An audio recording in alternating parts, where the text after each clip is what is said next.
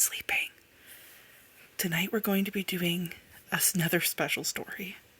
This is actually one that I wrote. It is a parody of Goodnight Moon called Goodnight, Ayresgarde. Now, obviously I don't have a book yet. I'm working on one. So, again, I'm going to ask you to picture in your mind what's happening in the story.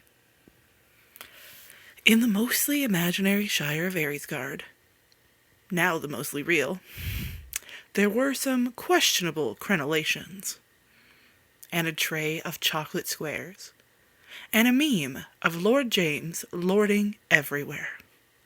And there was this fine Harold, whose name was not Harold, and young someday knights with a dragon to fight, and a whole lot of blue and gold, a conversation or two that were probably too bold, a dream and a wish, and most of the house they call ish, and a cranky old lady who still goes along with it.